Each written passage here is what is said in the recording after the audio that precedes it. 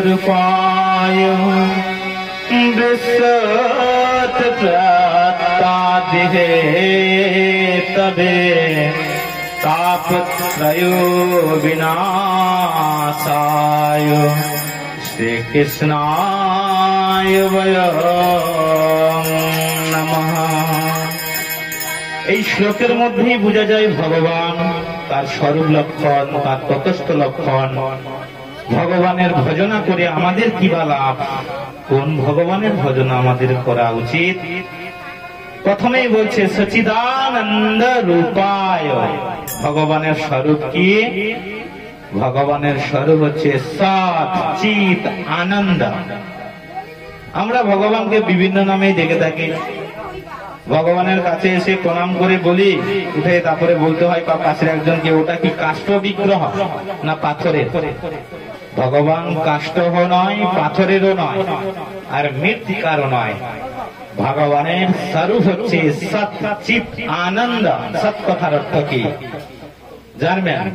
সৎ মানে সত্য, যেখানে মিথ্যার কোনো আশ্রয় থাকে না।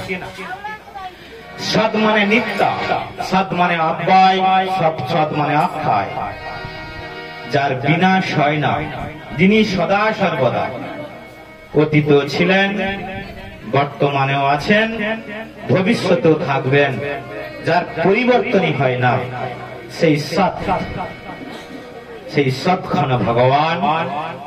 এবং সৎচিত কথার অর্থ কি হচ্ছে? জ্ঞান, যেখানে অজ্ঞানের কোন বিষয় থাকে না। সমূহ জ্ঞানে পরিপূর্ণ ভগবান যিনি অনন্ত জ্ঞানের প্রকাশ, সেই ভগবান কৃষ্ণচন্দ্র। এবং যার শরণাপন্ন হলে, যার শ্রী পাদ পদ্মাশ্রয় গ্রহণ করলে আমাদের দিব্য আনন্দ হয়। কারণ এই পৃথিবী, গীতাতে বলছে পৃথিবী হচ্ছে শাশ্বত দুঃখালয়ম। এটা হচ্ছে দুঃখালয়ের জায়গা। তাহলে দুঃখের মধ্যে সুখ পাওয়ার একমাত্র স্থানও আছে, সেটা হচ্ছে ভগবানের পাদ পদ্ম। তাই ভগবানকে আগে আশ্রয় গ্রহণ করতে হবে। সেই সচিদানন্দ ঘন, যেটা হচ্ছে ভগবানের স্বরূপ লক্ষণ। তাহলে ভগবানের ততস্থ লক্ষণ কি হচ্ছে?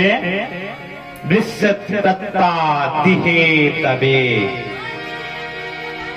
যিনি সৃষ্টি স্থিতি লয়ের মালিক, যিনি বিশ্বের উৎপত্তিও করেন, পালন করেন, সংহারও করেন, সেই ভগবান বিশ্বত্তা দিহে। তবে প্রশ্ন থাকতেই পারে, ব্রহ্মা সৃষ্টিকর্তা, বিষ্ণু পালন কর্তা, শিব সংহার কর্তা, কিন্তু এখানে বলা হচ্ছে যে স্বয়ং ভগবানই সব করেন। হ্যাঁ, ওটা সত্য, ঠিক, এটা মহাসত্য।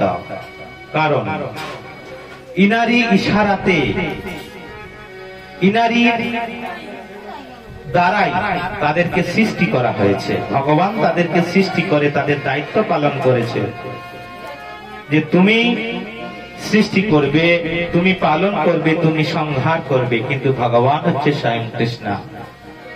সেই জন্য ভক্তিবিনোদ ঠাকুর বলেছে তার পদাবলিতে যে তুমি সর্বে সর্বেশ্বর ব্রজেন্দ্র নন্দন। তোমার ইচ্ছায় পৃথিবীতে সমস্ত কিছু সৃষ্টি হয়, সংহার হয়, পালন হয়।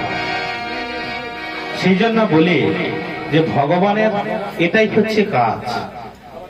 তাহলে সেই ভগবানকে আমাদের কি লাভ? আমরা কেন উপাসনা করব? এত কিছু উপাসনার বস্তু থাকতে সেই ভগবানের উপাসনা আমরা কেন করব? বলে তাপত্রয় বিনাশায়। কারণ স্বয়ং ভগবান আমাদের যে প্রত্যেকের পিতা, আদি দৈবিক, আদি ভৌতিক, আধ্যাত্মিক, এই তিতাপ হরণ করে। এই তিতাপ থেকে মুক্ত পাবার জন্য আমাদেরকে কিন্তু তাহলে কার উপাসনা করতে হবে? শ্রীকৃষ্ণায় বয়ং নমঃ। सच्चिदानंद रूपाय विश्वत्रतादिहेतवे तापत्रयो विनाशाय শ্রীকৃষ্ণায় বয়ং নমঃ। তাহলে যার জন্যই ভাগবত পেলাম তার নাম সুখদেব গোস্বামী। জং তব জন্তু মনপেতমপেতং দ্বৈপায়ন বিরহ কাতর আজ হাব পুত্রতে তন্ময়া তয়া করবুভিনে দুস্তং সর্বভূত হৃদয়ং মণিমানতোস্মি।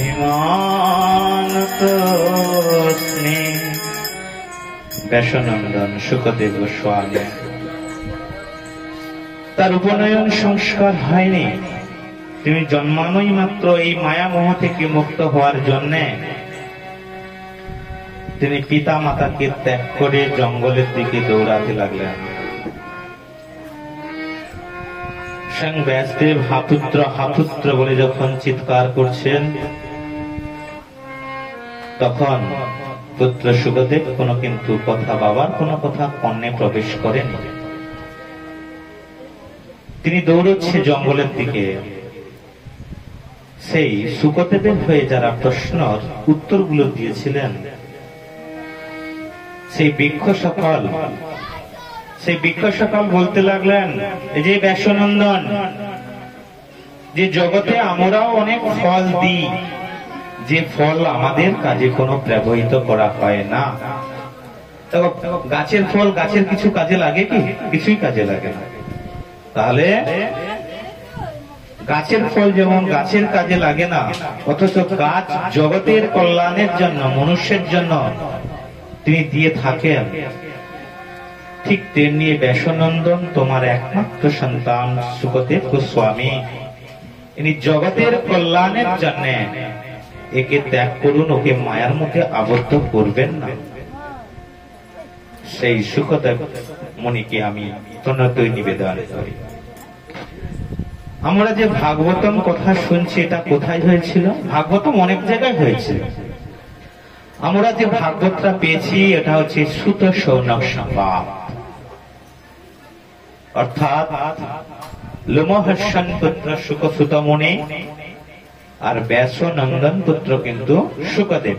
এটাই একটু ভাবতে হবে যে সুখদেব পরীক্ষিতের আসরে, পরীক্ষিতের সভায় পরীক্ষিতকে যে শুনিয়েছিল তার অন্তিম সময়ে ভাগবতম, সেই ভাগবতমের আসরে আরো একজন ব্যক্তিকে শ্রবণ করানো হয়েছিল, সেটা হচ্ছে শ্রুতমুনি। যে শ্রুতমুনি, কারণ সুখদেব গোস্বামী শোনার পর তো দেহ ত্যাগ করবে, তাহলে জগতে প্রচার করবে কি? জগতে প্রচার করবে সেই শ্রুতমুনি। তার নাম হচ্ছে উগ্রশ্বর বা সুতা, কারণ তার যে শ্রবণ শক্তিটা অত্যন্ত উগ্র, যা মেমোরির মধ্যে প্রবেশ করে ডিলেট হওয়ার কোন সম্ভাবনা থাকে না। উগ্রশ্বর বা সুত। অনেকেই সেই সভায় উপস্থিত ছিলেন, কিন্তু একমাত্র পরীক্ষিত মহারাজের পাশেই সেই সুতমুনিকে ব্যাসানন্দন সুখদেব গোস্বামী বসিয়েছিলেন। এটা কোথায়? এটা হচ্ছে নৈমিষারণ্য ক্ষেত্র। সেই নৈমিষারণ্য ক্ষেত্রে কিন্তু আমাদেরকে সবাই প্রবেশন করতে হবে। কিসের দ্বারা? মানুষের দ্বারা। হরিবল। চিৎকার না হলে অত্যন্ত ভালো হয়। হরিবল, হরে কৃষ্ণ। এখানে কিছু জিনিস আমাদের জানতে হয়। জীবনের অন্তিম সময়ে এসেও আমরা ভগবানকে চিনতে পারলাম না। ভগবানের কথা শ্রবণ কোন করতে হয় সেটা পর্যন্ত শিখলাম না। শুধু পাঠ করতে হবে, পাঠক নিয়ে আসতে হবে তা নয়, পাঠক কি বলছে সেটাকে শ্রবণ করে শুনতে হবে। এগুলো কিন্তু মাথায় অত্যন্ত রাখতে হবে। চৈতন্য মহাপ্রভুর যে উপদেশগুলো আমাদেরকে দিয়েছিল রঘুনাথ দাস গোস্বামীকে, সেই উপদেশগুলো কিন্তু আমাদের প্রথমত পালন করতে হবে। কি করতে হবে? ভাগবত আসনে বসবে ভাগবতীয় কথা শ্রবণ করতে হবে। রঘুনাথ দাস গোস্বামীকে কিন্তু এটাই বলেছিল, গ্রাম্য কথা না শুনিবে, গ্রাম্য বার্তা না কইবে, ভালো না খাইবে, ভালো না করিবে, অমানি মানদ হয়া কৃষ্ণ নাম সদা লবে। তাই কি করবে? আর ব্রজরাধা কৃষ্ণ সেবা মানুষে করিবে। আগেই এগুলোকে বলা উচিত ছিল যে গ্রাম্য কথা কি? ভগবানের কথা ব্যতীত জগতের সব কথাই হচ্ছে গ্রাম্য কথা। যে কথার সঙ্গে ভগবানের কানেক্টেড থাকবে না, সে কথা ভগবানের কথা হতে পারে না। সেই জন্য গ্রাম্য কথা এখানে বলা যাবে না। কয়েকটা সময় আত্মা কিভাবে শোধন হবে? গুরুদেব এসছে, কর্ণ দিয়ে চলে গেলেন, ব্যাস কাজ শেষ। কাটারি ধার আবার আলমারির মধ্যে প্রবেশ করে দেওয়া হয়ে গেল। থাকবে কাটারি ধার? বৈষ্ণব নিজেকে যখন বৈষ্ণব বাড়ির আমি সন্তান এটা বলে আমাকে জানতে হবে, তাহলে বৈষ্ণবের কর্তব্যগুলো কিন্তু সেগুলো ভালোভাবে আগে জানতে হবে। আমার কথাটা বলার ইচ্ছে ছিল না, বলতে পারব। জানতে হবে এইসব বিষয়গুলো। চৈতন্য মহাপ্রভুর ছত্রছায়ায় থাকবো, আর চৈতন্য মহাপ্রভু সম্বন্ধে আমরা কিছু জানবো না, এটা কি করে সম্ভব? পয়সা থাকলে ভগবানকে নিয়ে চলে এলে কিছু লাভ নেই। জানতে হবে বৈষ্ণবের নীতি, বৈষ্ণবের গুণ, বৈষ্ণবের কর্ম। এই সম্বন্ধে কিন্তু জানা আমাদের একান্ত প্রয়োজন। শাস্ত্র আমাদের ভালোভাবে বুঝতে হবে।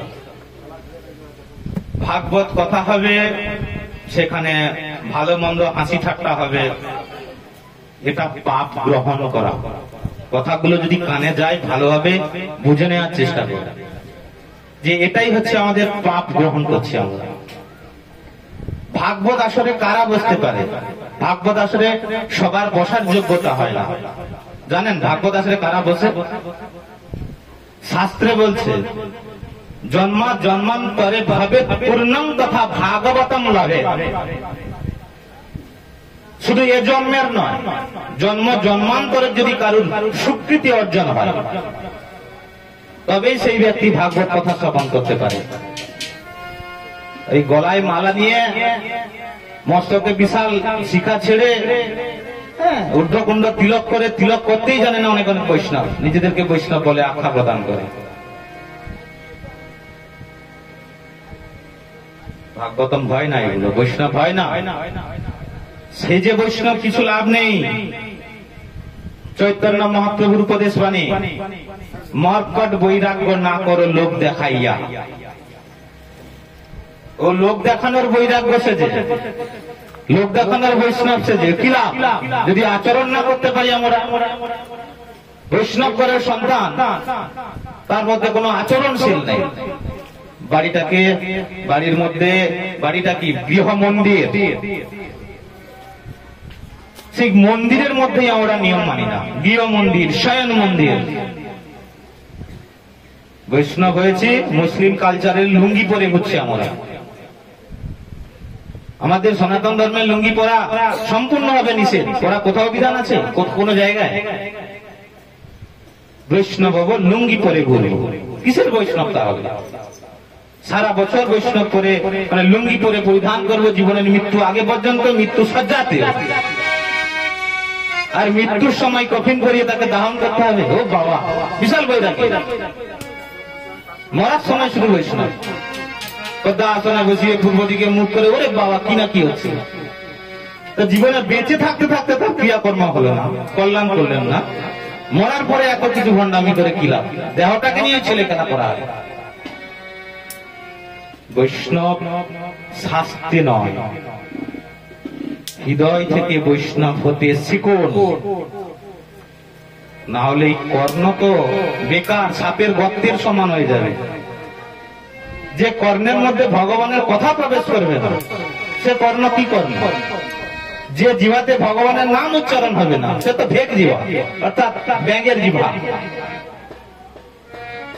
যেখানে ভগবানের নাম করলে হৃদয়ের মধ্যে একটু মানে ভাব আসবে না, প্রেমের ভাব আসবে না, নয়নে চোখে জল আসবে না, তাহলে কি হবে? সেই হৃদয় কি আছে? হৃদয়, সেই হৃদয় হচ্ছে ইস্পাত সমান। যেখানে চৈতন্য মহাপ্রভু ঝাড়খণ্ডে জঙ্গলের মধ্যে মহামন্ত্রের দ্বারাই সেই জায়গায় সমস্ত পশু পাখি একসঙ্গে তারা নৃত্য করছিল, সেই সব পশু পাখির চরণ পর্যন্ত পাথরে খোদাই হয়ে আছে, নামের দ্বারা পাথর বলে যাচ্ছে। আর আমরা এমন দুর্ভাগা হয়েছি যে আমাদের নামের দ্বারা হৃদয় রূপী পাথরটাকে গলাতে পারলাম না। ভগবানের নামটাই আমরা করতে পারি না, জানেন? পৃথিবীর মধ্যে সব থেকে সুলভতম বস্তু কি? অনেক দুর্লভ। সব থেকে সুলভ বস্তু কোনটা জানো? পৃথিবীর মধ্যে সব থেকে সুলভতম বস্তু হচ্ছে, সেটা হচ্ছে ভগবানের নাম করা। কারোর প্রয়োজন হয় না, নিজের দেহের দ্বারা, নিজের মুখের দ্বারা, জিভার দ্বারা ভগবানের নাম করব।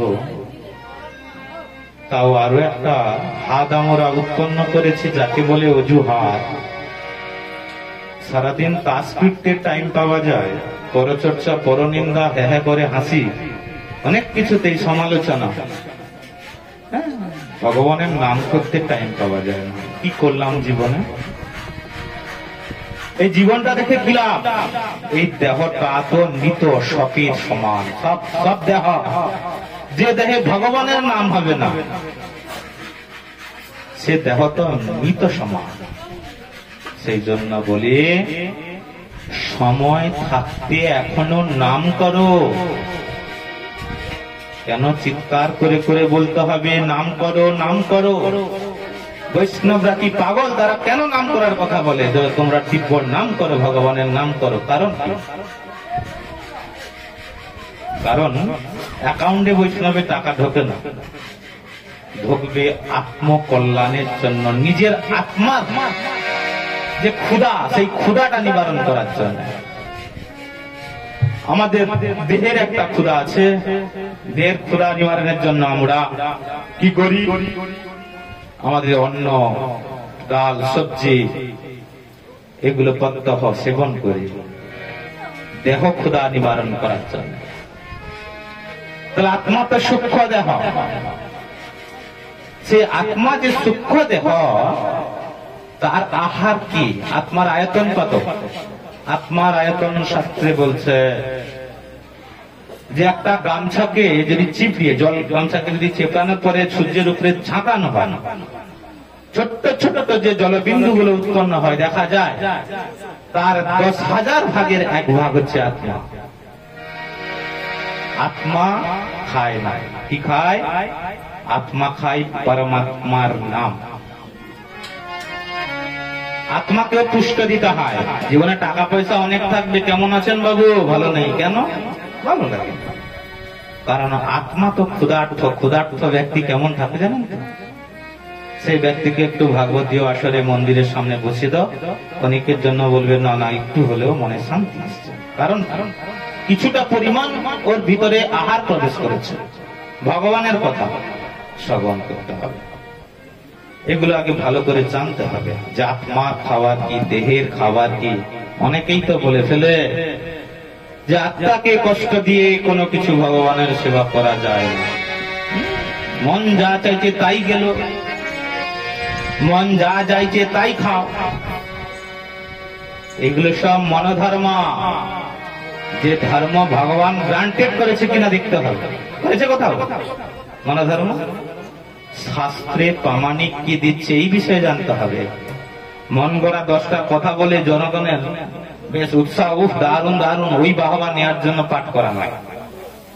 পাঠ করতে হবে, স্পষ্ট কথা বলতে হবে, সঠিক নিয়ম পালন করতে হবে, তবেই পাঠ করে মজা পাওয়া যাবে। শুনে লাভ হবে, কি হবে? না হলে কিছু লাভ হবে কি? কিছু লাভ নেই। পাঠ শ্রবণের বিষয়টাকে জানতে হবে। সেই জন্য আমরা কার মধ্যে ডুবে আছি জানো? এখন কলিযুগের প্রত্যেকটা মানুষ কাল রূপী সর্পের মধ্যে ঢুকে আছি আমরা। কে বলছে? সুত গোস্বামী বলছেন, কাল প্রাল মুখ গ্রাস ত্রাস নির্নাশ হেতবে। কাল রূপী সর্পের মধ্যে আমরা সবাই পতিত হয়ে আছি, শুধু গিলে ফেলার অপেক্ষায়। বাঁচার জন্য উপায় কি? যে কলিযুগের মানুষের বাঁচার একমাত্র রাস্তা হচ্ছে শ্রীমদ্ ভাগবতম শাস্ত্র। কলু কীরেন ভাসিতম ভাগবতম বলছে এখানে সুত গোস্বামী, যে একমাত্র ভাগবতম শাস্ত্রকে ভালোভাবে অধ্যয়ন কিংবা শ্রবণ করতে হবে। এই ভাগবতম আমাদেরকে বাঁচাতে পারে। এই ভাগবতম শোনার যোগ্যতা কারা? একটু আগে বলেছিলাম, জন্মান্তরে ভাবে পূর্ণম তথা ভাগবতম লাভের। জন্মের সমস্ত স্বীকৃতি যদি একত্রিত হয়, তবেই কিন্তু তুমি ভাগবত কথা শ্রবণ করার অধিকারী হবে। না হলে তোমার দ্বারা শ্রবণ সম্ভব নয়। বুঝতে পারবে? কানের মধ্যে প্রবেশই করবে না। কি বললাম জিজ্ঞেস করলে মনে নেই। তাহলে তথাপিও শ্রবণ করতে হবে ভগবানের নাম। কেন? ভগবানের নামও শ্রবণ করতে হবে, ভগবানের নামও করতে হবে। কারণ কি? কারণ আমরা সবাই ভবরোগের মধ্যে পতিত হয়ে আছি। সবার মধ্যে ভবরোগ। এই ভবরোগ থেকে মুক্তি পেতে হলে একমাত্র ভগবানের নাম, সেটাই হলে মুখ্য ওষুধ।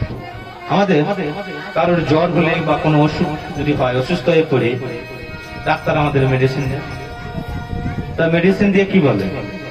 যে এইগুলো খেতে হবে আর এই পথ্যগুলো খেতে হবে, তবেই তো তোমার শরীরের ডেভেলপ হবে, উন্নতি হবে। কোন অসুস্থ ব্যক্তি বলতে পারবেন না ওষুধ খেতে আমার ভালো লাগে। ওষুধ খেতে সব থেকে জ্বালা। আমরা ছোটবেলা ওষুধ না খেয়ে জানলা দিয়ে ফেলে দিয়েছি, খাইনি ওষুধ, খেতেই জ্বালা। যদি জানতাম যে ওষুধটা খেলে আমার শরীর সুস্থ হবে, এত কষ্ট ভোগ করতে হবে না, তাহলে ফেলতাম। যখন ফেলে দিতাম, কাল টিপে জোর করে আমাদেরকে ওষুধ খাওয়ানো হতো। আমাদের গার্জিয়ান্স, বাবা মায়েরা খাওয়াতো, খেতেই যাবে, নাহলে জ্বর কমবে না। ঠিক তেমনি ভাগবতীয় কথা, ভগবানের নাম শুনতে ভালো না লাগলেও তথাপিও জোর করে নিজেকে শুনতে হবে। কারণ তবেই তো তোমার ওই ভবরোগ থেকে মুক্তি হবে। এমনি এমনি হবে ভবরোগ থেকে মুক্তি? 24টা ঘন্টার মধ্যে, একদিনের মধ্যে 10 মিনিট ভগবানের নাম করা হয় না? সবচেয়ে দুঃখজনক বিষয় আমাদের,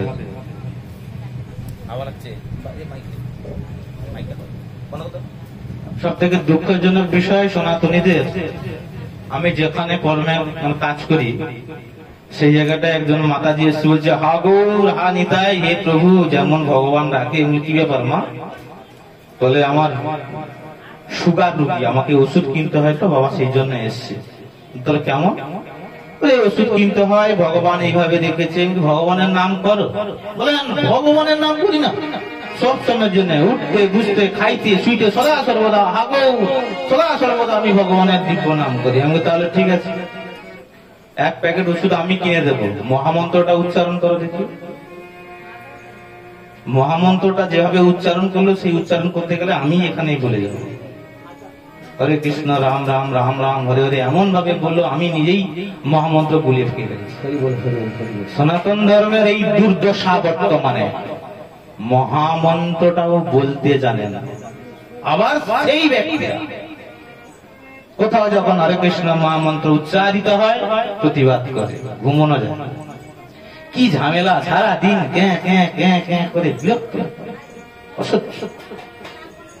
বাড়িতে সেই ব্যক্তির বাড়িতে হরি মন্ত্রের চারিদিকে লেখা আছে হরে কৃষ্ণ কৃষ্ণ কৃষ্ণ হরে হরে, হরে রাম রাম রাম হরে হরে, সেটাও চোখ তুলে কোনোদিন দেখেনি। বর্তমান অবস্থা অনেককেই ধরলে পারবে না বৈষ্ণব, অনেক বৈষ্ণবকেই ধরলেই পারবে না এই মহামন্ত্র। এই হচ্ছে দুর্দশা আমাদের কলিযুগের। পতিত পাবন পরম করুণাময় স্বয়ং গৌরহরি মহাপ্রভু জগতের ভক্তদের জন্য কয়েকটা শ্লোক দান করে গেছেন এবং তিনি আচরণও করে গেছেন। দেখো, ভাগবতমে 18,000 শ্লোক, গীতাতে 700 খানা শ্লোক, আর চৈতন্য মহাপ্রভু দিয়ে গেছে মাত্র 8 খানা শ্লোক। সেই 8 খানা শ্লোকের দ্বারা আমরা নিজেদেরকে চিনতে পারবো আমরা কি বা কেমন, কি করা উচিত, একটা বৈষ্ণবের অরিজিনাল ধর্ম কি, কিভাবে বৈষ্ণবত্ব পালন করা উচিত। জানেন, কারো জানা আছে? 8 খানা শ্লোক। আমরা গৌর গৌর মাতি, গৌরের 8 খানা শ্লোকটা তো বলতে পারবেন? প্রথম শ্লোক কারো জানা আছে? এটাই হচ্ছে আমাদের দুর্দশা, এটাই সনাতনীদের সব থেকে দুঃখজনক ব্যাপার। গৌর নিয়ে মাতামাতি করি, গৌরকে জানি না। সেই গৌরকে আমরা এখন কি করে দিয়েছে? ভিখারি। ভিখারি কেন? গৌরাঙ্গ তো এখন ভিখারি, গৌরাঙ্গ ভগবান জগতের কাছে এখন ভিখারি হয়ে গেছে। গৌরাঙ্গ নিয়ে ভিক মারতে যায়, দেখবেন গৌর নিয়ে দুয়ারে দুয়ারে যাচ্ছে, ভগবানের জন্য সেবা দেন। গোপালকে ভিখারি বানিয়ে দিয়েছে। আরে তিনি বিশ্ব ব্রহ্মাণ্ডের মালিক, তাকেই আমরা ভিখারি বানিয়ে দিই, হাতে হাতে নিয়ে ঘুরে বেড়াই যেখানে সেখানে, যাদের বাড়ি তাদের বাড়ি। নিয়ম নিষ্ঠার কোনো পালাই নেই। হ্যাঁ, যাকে তাকে দিয়ে দেওয়া হচ্ছে, তোমাদের বাড়িতে গৌর এসছে, কি আনন্দ, নাও করে নাও। বেচারি পেশাব শৌচক্রিয়া করে জল নাইনি, আচমন করেনি, কি খেয়েছে তার মধ্যে, যারা দরকার নাও গৌর এসছে দাও। গৌরাঙ্গ ভগবানের কাছে কিছু কিছু মানুষ আছে, ভগবানের জন্য একটা ড্রেসের পয়সা দাও, দেখিনি, বেশি দিতে হবে না, 500 টাকা দিলেই হবে, 200 টাকা দিলেই হবে। আর যেই গৌরাঙ্গকে নিয়ে এসছে, সেই গৌরাঙ্গের কষ্টটা কত বছর দেওয়া হয়নি, সেটাই হচ্ছে বড় দুঃখের বিষয়। তাকানো যায় না, বাজেট পাস। তারপরে আমরা তো আবার গৌরাঙ্গ মহাপ্রভুকে এখন বাড়ির শ্রমিক তৈরি করে দিচ্ছি। বাড়িতে অনুষ্ঠান হবে, বাজেট পাস। কটা গৌর? একটা গৌর, একটা গৌরে 1000, নিত্যানন্দ গেলে 2000, সর্বোচ্চ 3000, আর সঙ্গে যদি গোপাল যায় তাহলে ছোট তো 500। এত তো কনফার্ম দিতেই হবে, বাজেট পাস। আরে ভাই, কি মজুর নাকি? বাড়িতে 5 জন কাজ করতে এসছে, 5-5 80,000 টাকা দিতে হবে, 500 টাকা করে। তুমি বৈষ্ণব, তুমি জগতের হিত করতে এসছো, হিত কল্যাণ, তোমার আবার বাজেট পাস, বিগ্রহ নিয়ে বাজেট পাস। কি বলছে? কি জন্য হচ্ছে এগুলো? শাস্ত্র বুঝি না, শাস্ত্র জানিনি। শাস্ত্র যদিও বাড়িতে আছে 800 টাকায়, হ্যাঁ, কোনদিন খুলে দেখা হয়নি শাস্ত্রে গ্রন্থ ভগবান। সেটাই হচ্ছে বড় দুঃখের বিষয়, বাজেট পাস ভগবান। বাড়িতে যেন মজুর খাটতে আসছে ভগবান আমাদের। আজকে আমরা ভগবানকে ভগবান বলে মানি, ভগবানকে চাকর বানিয়ে দিয়েছি। কথাগুলো ভেবে দেখুন কি বলছি। বাড়িতে যদি কাজের লোক থাকে না, অনেকগুলো ডিসিশন দেয়, জল নিয়ে আয়, বাজারটা করে নিয়ে আয়, ছেলের একটু স্কুলে ছেড়ে দিয়ে আয়, অনেক কিছু বলা হয় না, যে এটা কর, ওটা কর, মুখ কর, মুখ কর। আমরা ভগবানের কাছে যাই, মাথা ঠেকানেই ঠেকাতে না ঠেকাতে একটাই কথা, ভগবান ছেলের চাকরি, আমার কাজটা ঠিকঠাক হচ্ছে না, মেয়ের বিয়েটা যেন ভালোভাবে হয়, সব তোর দায়িত্ব, তুই কর। আমার কি দায়িত্ব? আমার কোনো দায়িত্বের প্রয়োজন আছে না। আমাকে তুমি জন্ম দিয়েছো, দায়িত্ব দেবো না, তুমি সব করো, তুমি সব করো, ভগবান কি করে জানার দরকার নেই। এগুলো থেকে বেরোতে হলে আমাদের সর্বপ্রথম যেটা জানতে হবে, চৈতন্য মহাপ্রভুর শিক্ষাষ্টকম নিজ মুখ নিঃসৃত বাণী চৈতন্য চৈতামৃত। চেত দর্পণমার্জনম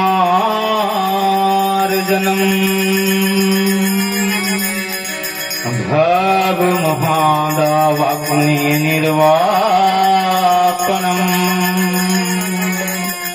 শ্রেয়কৈরব চন্দ্রিকা বিতরণম বিদ্যাবধূজীবনম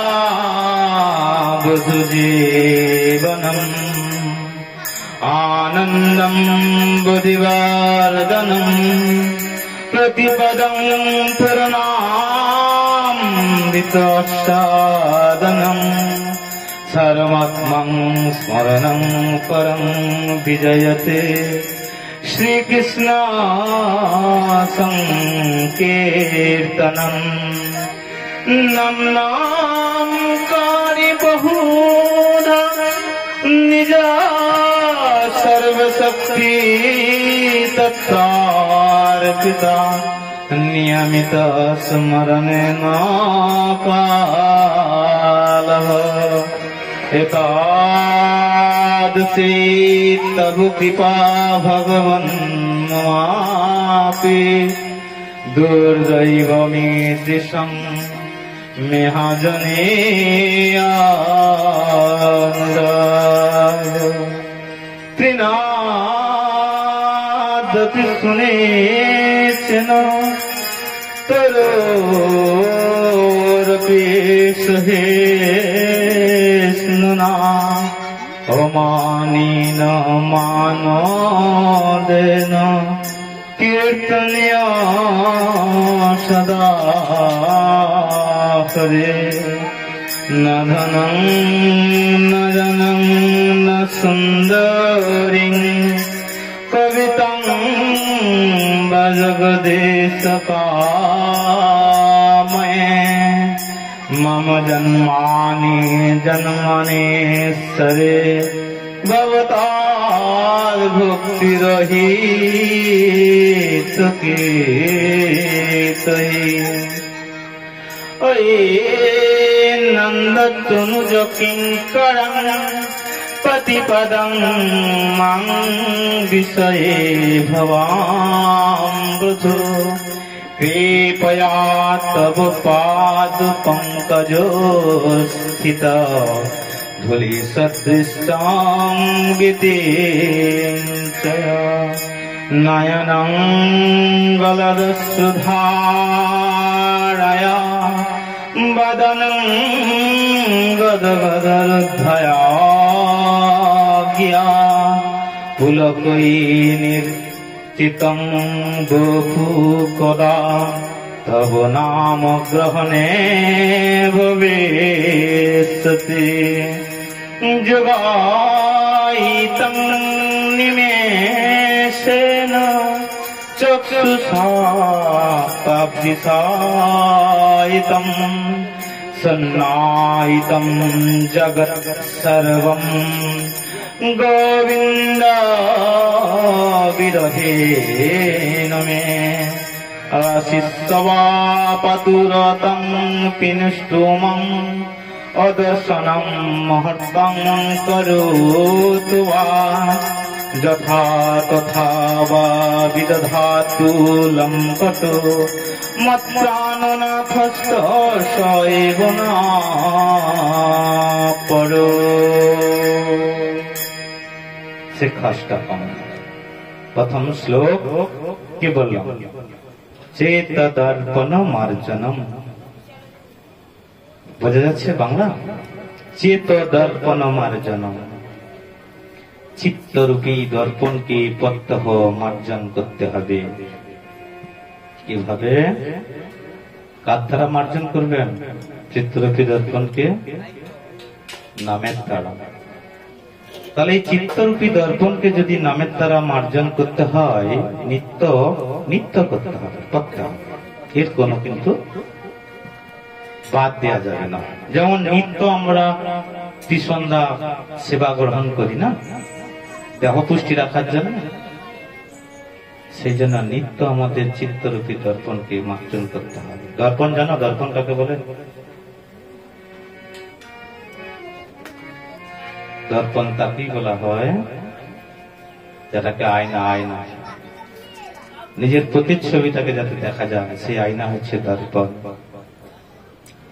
সেই দর্পণ যদি ধুলোতে পরিপূর্ণ হয় তাহলে কি হবে? আমাদের দেখতে পাবো সেই মুখটাকে, তো সুন্দর বদনকে দেখা যাবে কি? সেই সুন্দর বদনকে কিন্তু আমাদের দেখা যাবে না। সেই জন্য চেত দর্পণ মার্জনম,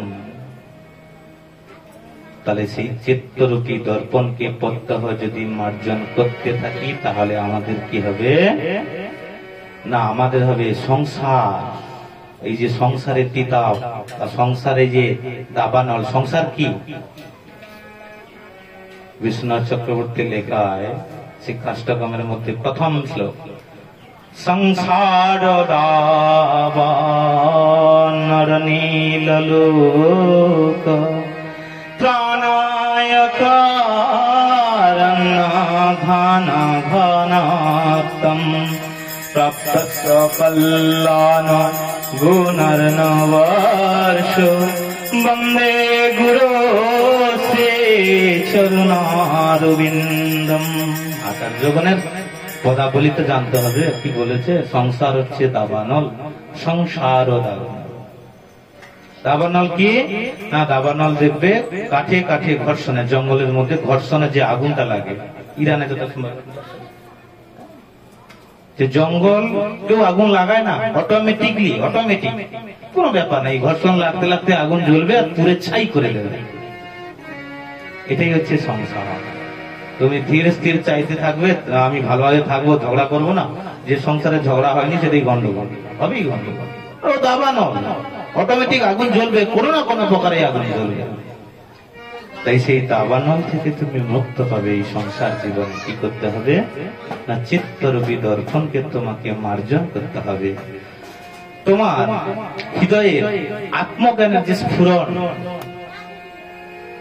আত্মজ্ঞান, আত্মের যে কল্যাণ, যে তরঙ্গমালা, ভক্তির যে তরঙ্গমালা, ভক্তির সমুদ্র জাগ্রত হবে।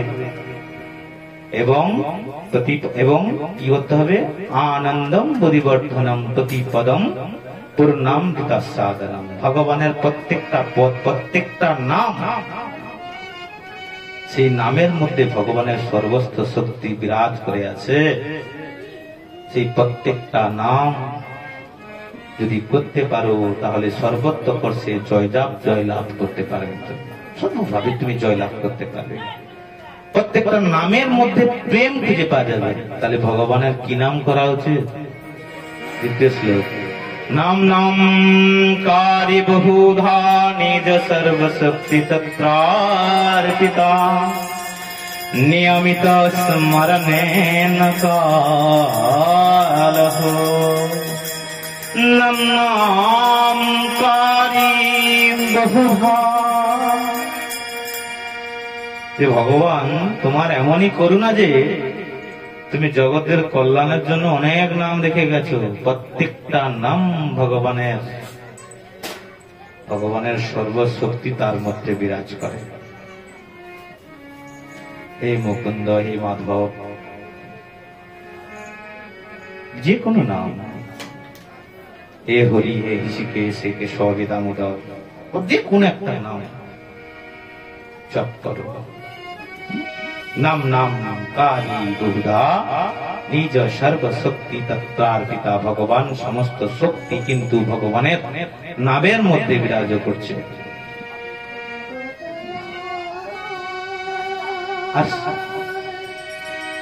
আর সেই নামের কোনো নিয়ম নেই।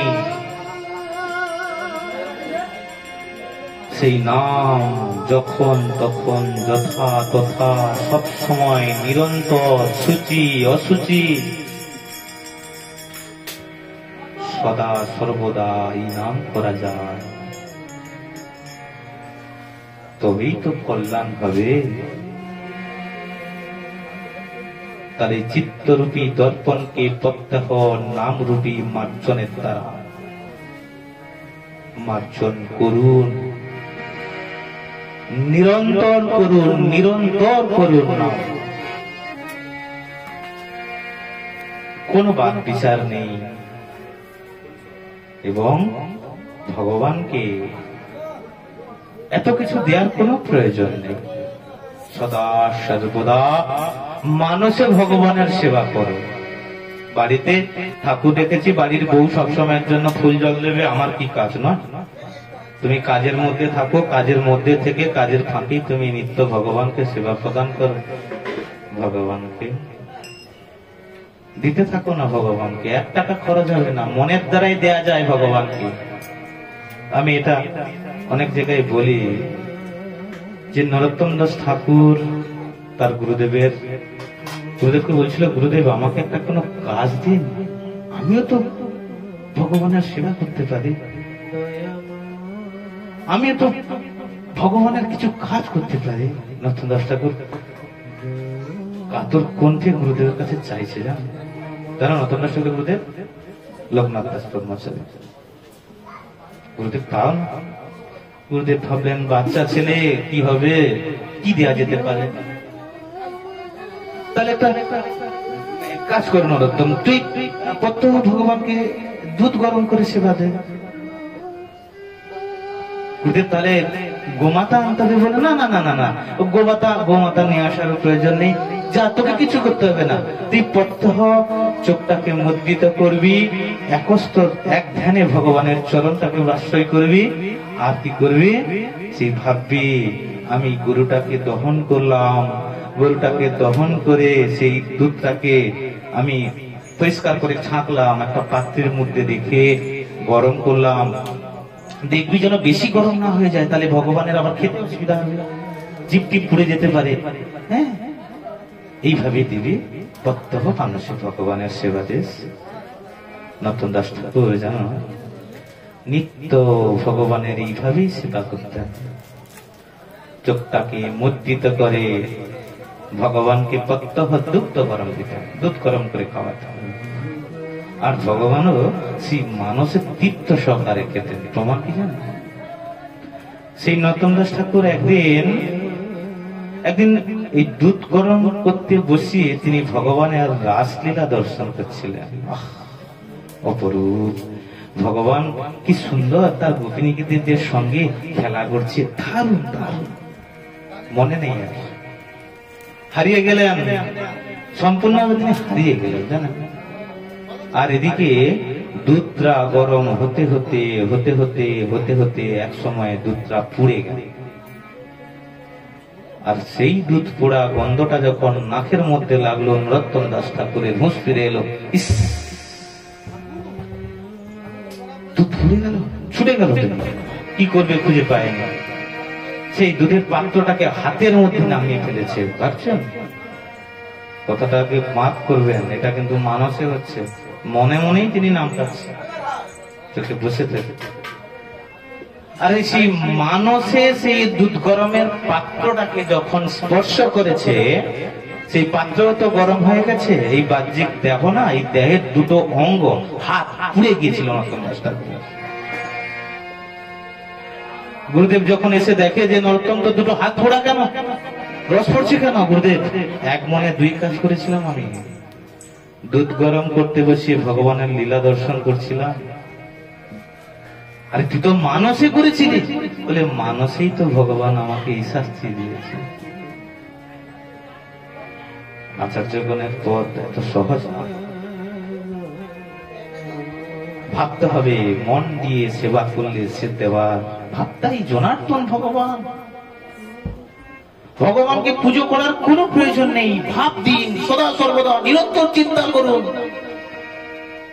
চৈতন্য মহাপ্রভু হা কৃষ্ণ হা কৃষ্ণ হা কৃষ্ণ বলতো, সদা সর্বদা এই চিন্তন করুন, হা কৃষ্ণ হা কৃষ্ণ। তবেই তোমার সেবাটা সাত্বিক সেবাতে পরিণত হবে। এই রজতম থেকে উঠতে পারলে সাত্বিক সেবা হয়, রজগুণ তমগুণের সেবা হয় না। রজগুণ তমগুণে কি সেবা হবে? ভগবানের যাই তাই হোক, মানুষ খেলে যাতে তৃপ্ততা হয়, ব্যাস হয়ে গেল, সেবা হচ্ছে।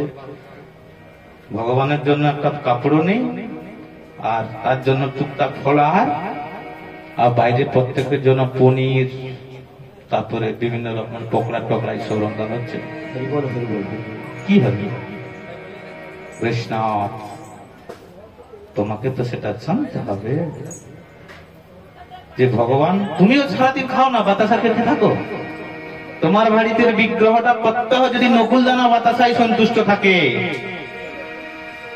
তাহলে তুমিও সব সারাদিন নকুলদানা বাতাসার মধ্যে সন্তুষ্ট থেকো। কেমন লাগে দেখা যাক। ভগবানের জন্য নকুলদানা বাতাসা, কোথাও বা একটু চিরা, একটু ফল, আর নিজের বা পসরা সাজিয়ে দিতে হবে। এটাই বৈষ্ণবের নিয়ম, বৈষ্ণবের কালচার। এটাই দিক। সেই জন্য নামকারী বহুদা নিজ সর্বশক্তি তৎপ্রার্থিতা নিয়মিত স্মরণে। ভগবান তার প্রত্যেকটা নামের মধ্যে নিজের সমূহ শক্তিকে প্রবেশ করে দিয়েছে।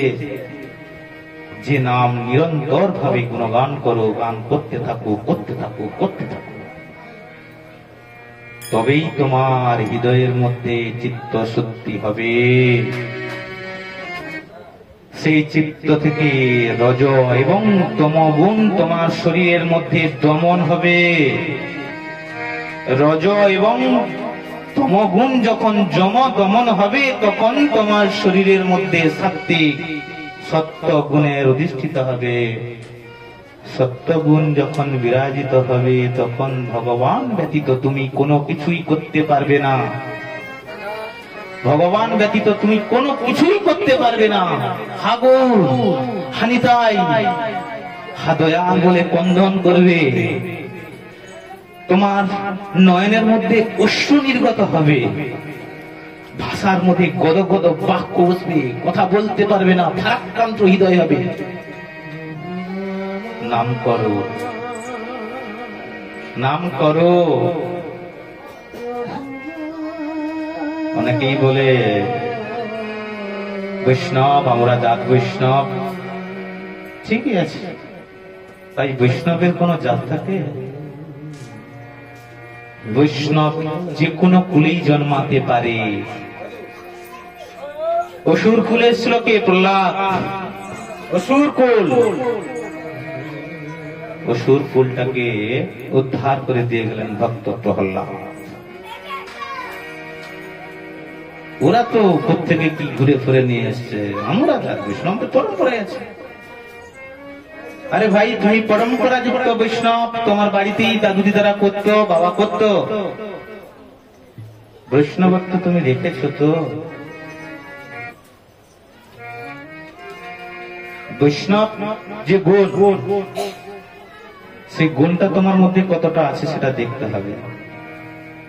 বৈষ্ণব হয়েছো, এখনো পর্যন্ত নিজের পরিধানের পোশাকটা পর্যন্ত চেঞ্জ করোনি, নিজেদেরকে বৈষ্ণব যেটা বলছিল।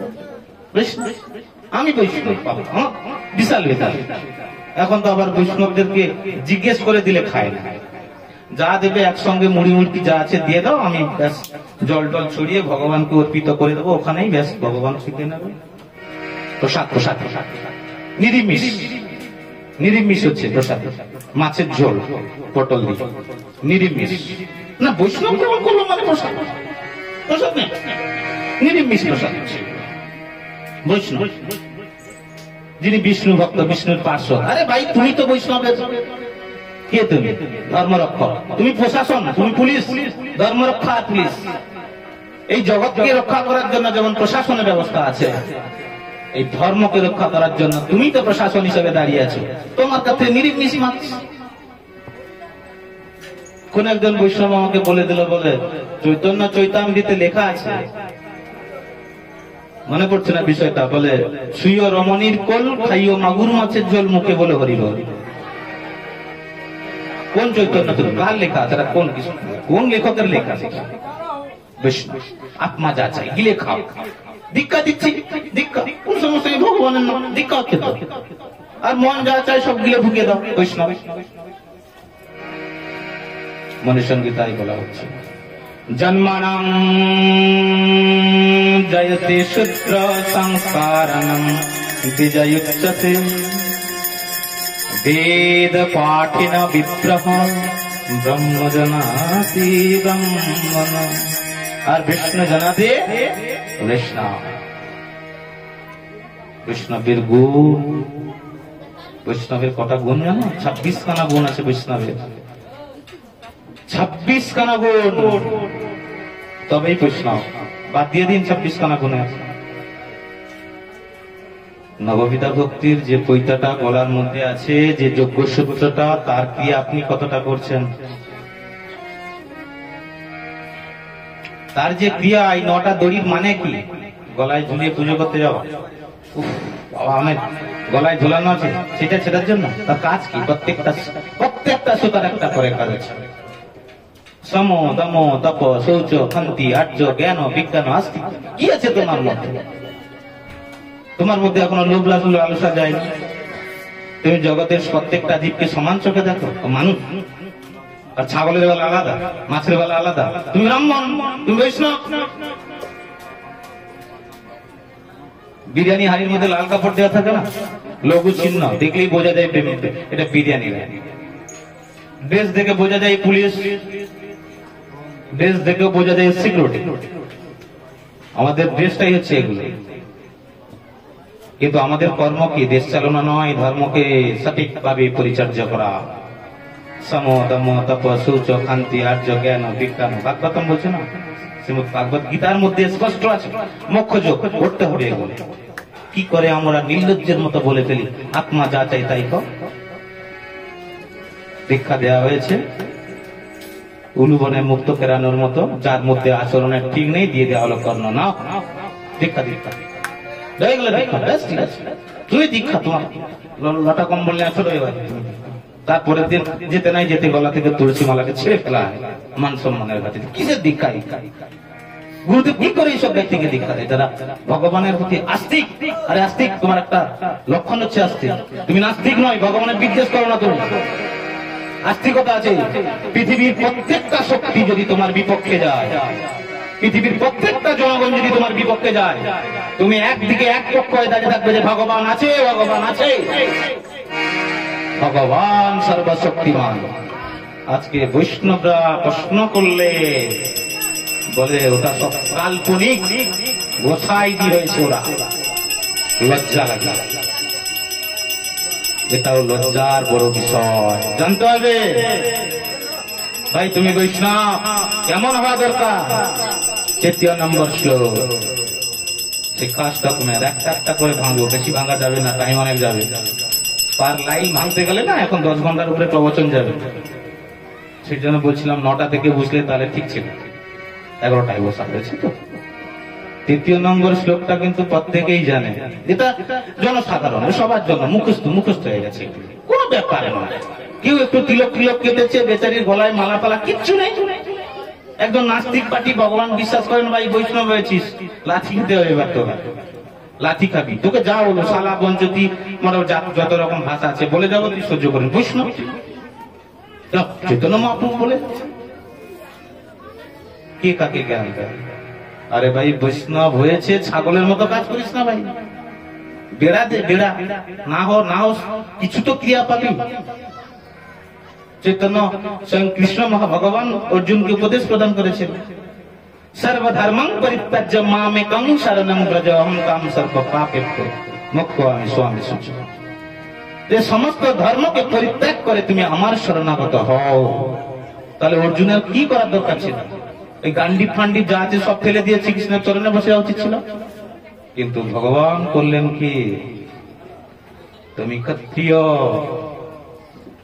তোমারই যুদ্ধ করার অধিকার আছে। তুমি যদি একা ভগবানের নাম করো তাহলে তুমি একার কল্যাণ পাবে, নিজেরটা। কিন্তু আজকে যেসব পাষণ্ডদের জন্য ভগবানের নাম বন্ধ হয়ে আছে, তাদেরকে যদি তুমি বিনাশ করো, তাহলে সেই যে পাষণ্ডদের জন্য যারা নাম বন্ধ করেছিল, তারাও যখন নাম করবে, তাদেরও কর্মফল তুমি পাবে। সেই জন্য তুমি যেহেতু ক্ষত্রিয়, তোমার হত্যা করার অধিকার আছে। আততায়ীদের তুমি হত্যা করো। সর্বধর্মং পরিত্যাজ্য মামেকং শরণং ব্রজ। সেই জন্য তৃণাদপি সুনীচেন তরুরূপী সহিষ্ণুনা অমানেন মানদেন কীর্তনীয় সদা হরি। বৈষ্ণব তৃণাদপি, তৃণর মতো নয়, তৃণাদপি সুনীচেন, তিনি তৃণর থেকেও নম্র হতে হবে বৈষ্ণব। তরুরূপী সহিষ্ণুনা, গাছ, একজন বৃক্ষ, একটা বৃক্ষ, একজন মানুষ কাটছে গাছটাকে, আবার সেই মানুষ সেই গাছের তলায় গিয়ে বসে আছে কাটতে কাটতে ক্লান্ত, কোনো প্রশ্ন নেই তার, কোনো দুঃখ নেই। ভগবান গাছটাকে ছাই দিয়ে যাচ্ছে, বলছে আমাকে আঘাত করছিস, আমি তোকে কেন ছাই দেবো, অক্সিজেন দেবো, দিচ্ছে। বৈষ্ণবের গুণ হচ্ছে ক্ষমা, বৈষ্ণবের গুণ হচ্ছে সহিষ্ণু। এগুলো তিনার মতো সদা সর্বদা ভগবানের নাম কিভাবে নিতে হবে, নিচু হয়ে নম্র হয়ে ভগবানের নাম করতে থাকো। তোমার মধ্যে কোন জাগ্রত হবে, তোমার ধর্মকে নিয়ে যখন কেউ ছেলে খেলা খেলবে, বৈষ্ণব তখনই তো ক্রোধ করে, তবেই তুমি বৈষ্ণব, তবেই তুমি নাম করার অধিকারী। পরবর্তী শ্লোকটা তো না বললেই মনে ভালো হয়। চৈতন্য মহাপ্রভু